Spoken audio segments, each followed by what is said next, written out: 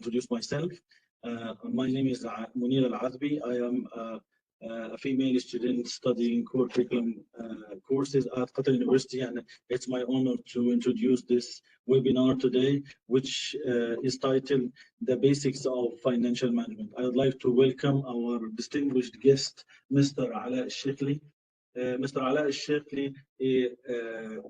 has a master degree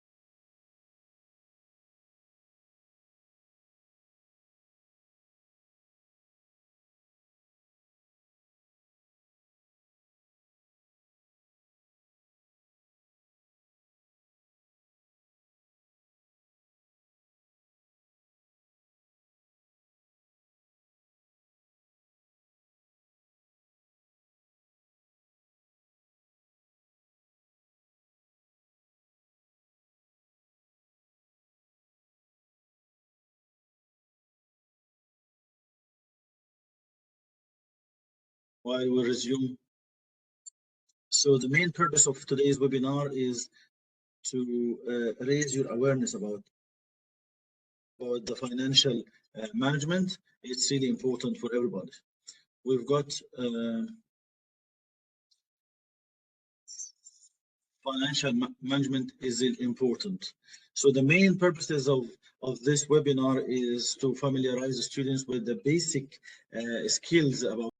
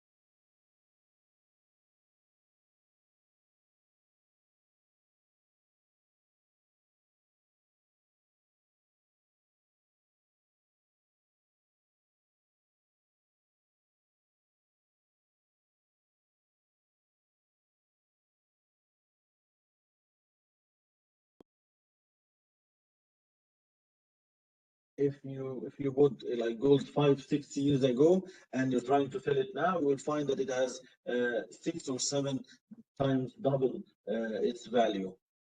Um, we've got also we've got also we've got also the last part of our webinar today is about how can you manage debts and loans. How how can how can you how can you how can you manage your debts? There are two types of debts. We've got good debts and bad debts.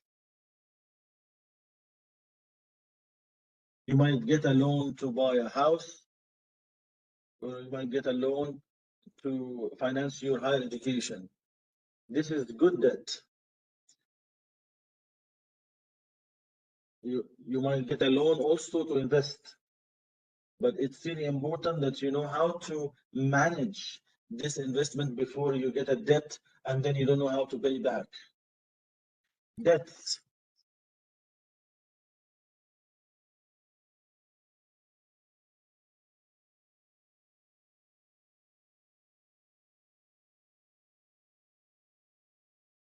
It's really important to know that there are bad debts. Like, for example, if you get a loan to buy a car, once you get the car out of the agency, it loses 30% of its value. So this is not a good debt. This is a bad debt.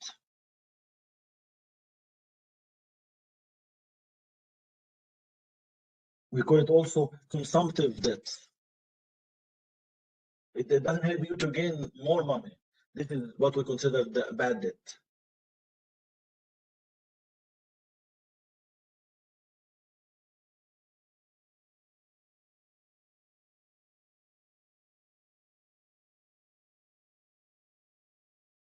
So how can we deal with the debt?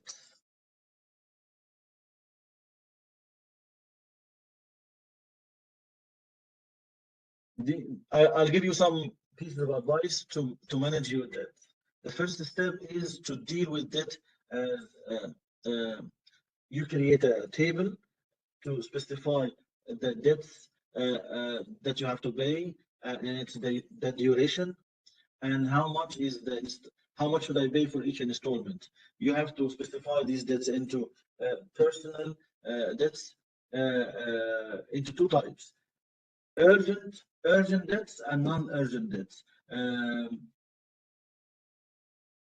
For example, bank debts are really urgent. If you don't pay them, it will be problematic for you. Uh,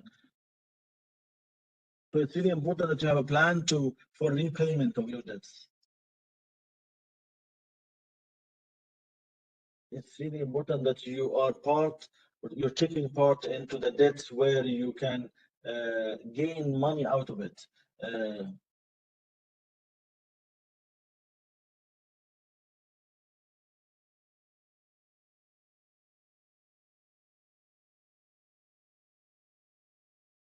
In the future, as a student, you might have financial debts.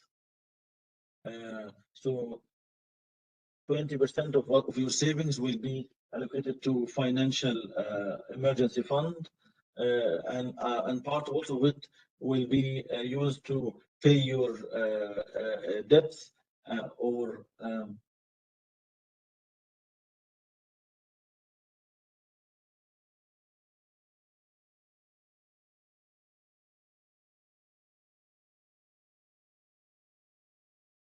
sorry, your 20% savings that you save will help you a lot to pay your debts quickly. And it's really important that you don't get debts for unnecessary things. If you have got things you want to invest from your savings, you can go ahead and do it. But if we if you don't understand how to invest wisely for a long-term goal investment uh, or for please don't invest in something that you do not know about. At the end, I'd like to thank you very much, and I'm really happy to answer any of your questions, whether in English or in Arabic. You can just type it in the chat, and I'll be more than happy to answer your questions. Thank you very much, everybody. Thank you very much, Mr. Alaa, for this, for these insightful pieces of information about financial management.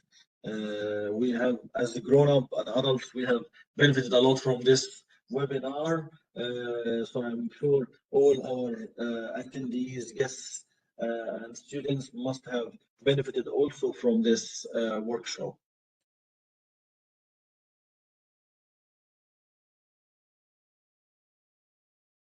It's really important for everybody to manage our finances. You as an undergraduate student, you can manage your monthly pocket money as a student. Now it's time for questions.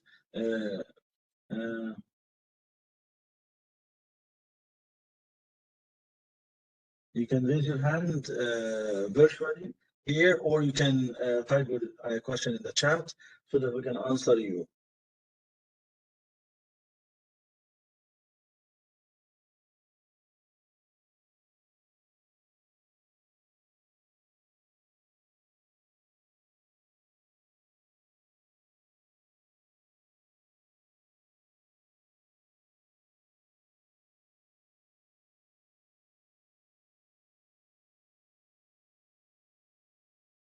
We have got a question from a student called Awatif.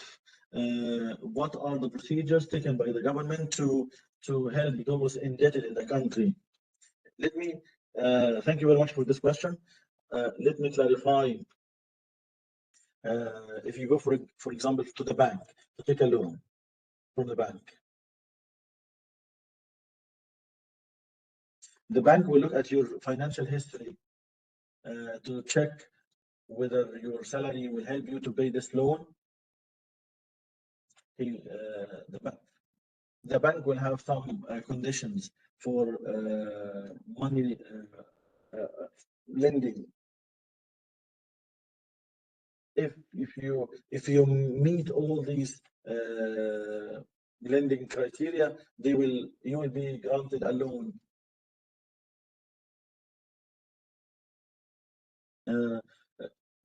So the loan must not exceed 50% of your monthly salary. But the most important responsibility will be on the shoulders of the borrower.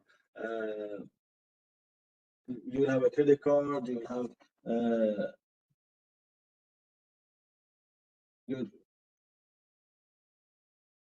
the country is just raising awareness about how to manage your finances to avoid falling in debt.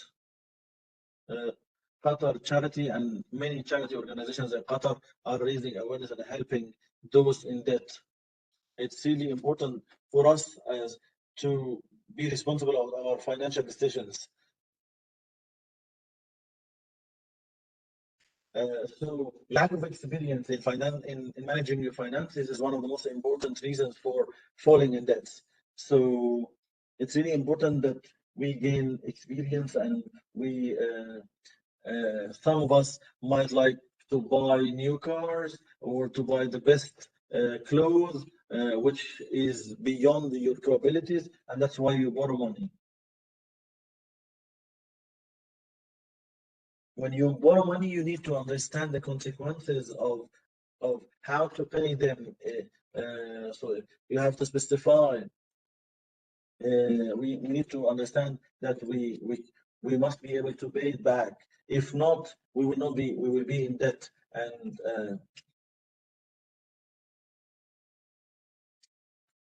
lots of people lost their jobs during COVID-19 and who did not have an emergency fund or a saving account, and they were like jobless and penniless, and it was really catastrophic for them. So it's important.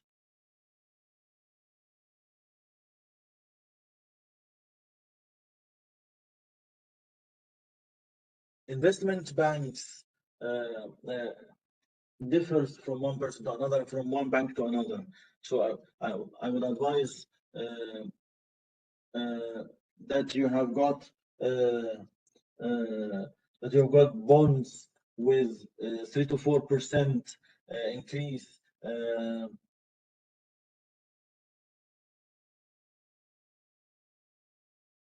Some other banks will have investment funds. You can ask your bank.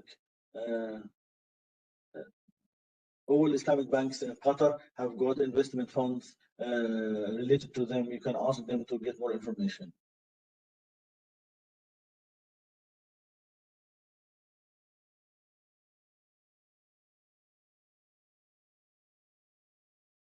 Do we have any statistics or scientific resources, trusted resources, to know more about the debts and indebted people in Qatar?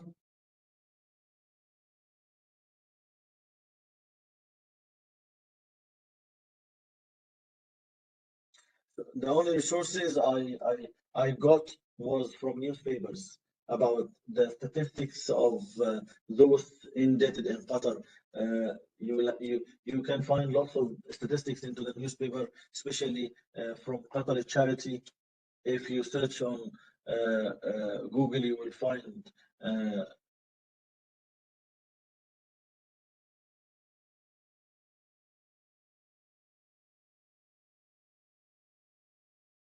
I only showed you statistics from Qatar Charity, but for we've got Zakah Fund and other institutions which support those indebted in Qatar.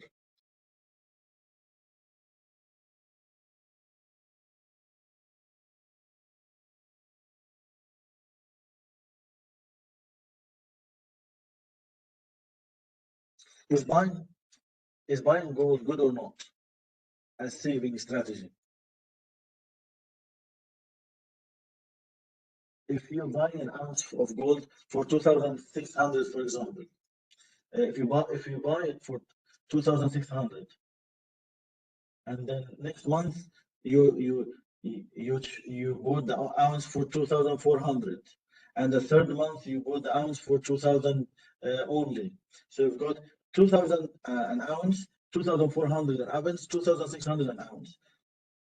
If you take the average of these, you will find the average is 200, 2,100 or 2,200. Don't don't buy gold in one shot. Buy it in different stages.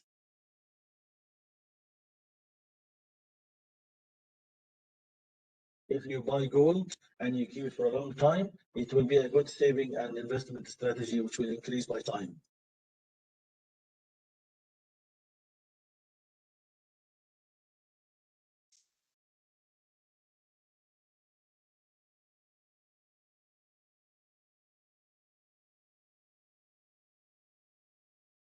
We've got we've got another question from an English student. This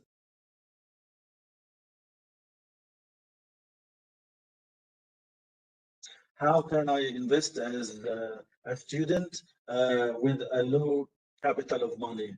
How can I invest?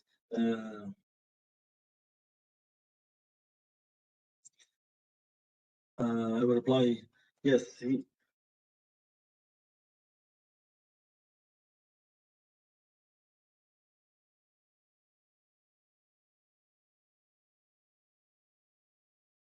Okay, Safin, Mahmoud. Uh, so the investment instruments do not differ based on your capital. First thing is to learn a lot about how to invest your money. You can YouTube like investment in stocks on YouTube. You will find lots of resources. So the first step is to learn and to be knowledgeable about how to invest. This is the first step. The second step, the stocks. Stocks is the easiest way uh, to invest your money, whether you have got 100 Qatari riyal or 1,000, 2,000, you will buy a share in the stocks based on your budget. So if you've got a low capital, so buying shares and stocks would be the best solution for you, as after, of course, after learning a lot of about investment. Spend some time to learn first before you start trading and investment and stocks. The third advice, if you've got a low capital,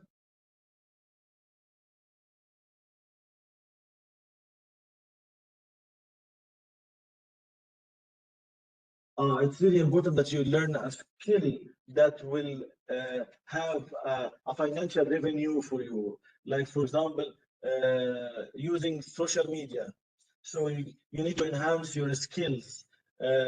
Some companies would love to have somebody who is expert in managing social media website, and you can work as a freelancer, and you can increase your income, and where you can have lots of savings based on which you start investing money. Thank you, Safin, for asking such a question.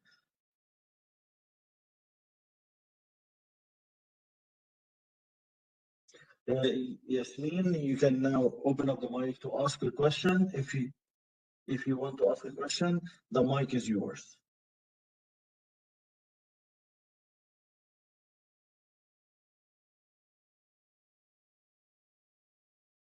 Oh, it's our colleague, Dr. Yasmin. I'm not a student.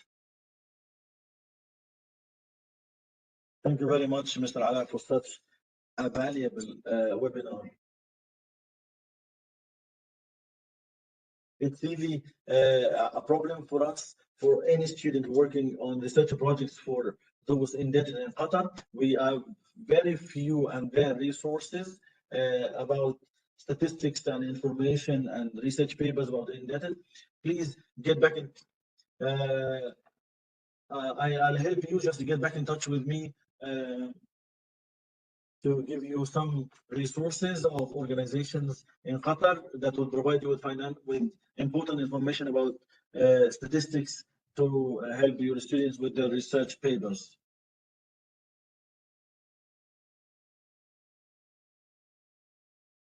Thank you very much, Mr. Alaa.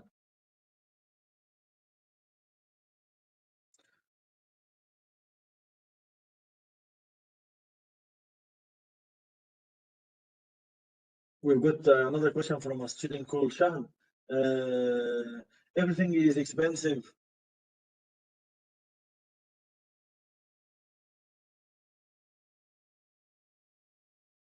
So we've got another question from Mr. Rashid Hamid Al-Marri, who is saying that nobody can invest without having a big capital.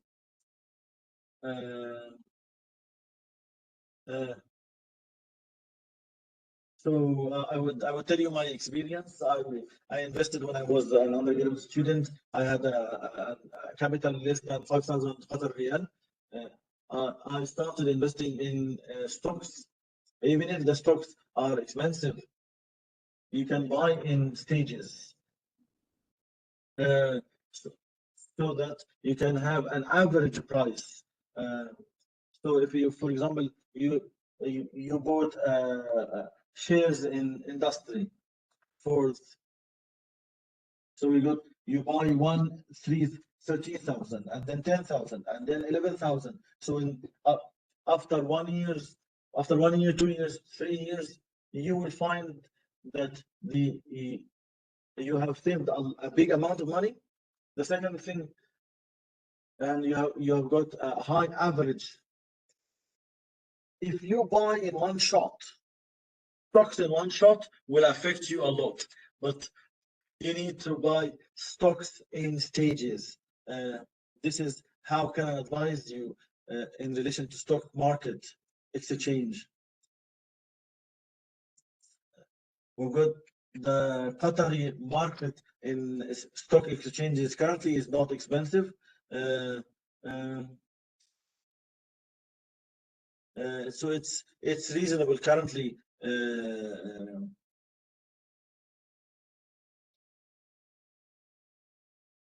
At the end of each year, you will have cash distribution, which you will reuse for investment. It's the first step is that you should start investing and don't worry about the amount of capital you have. I hope I answered your question.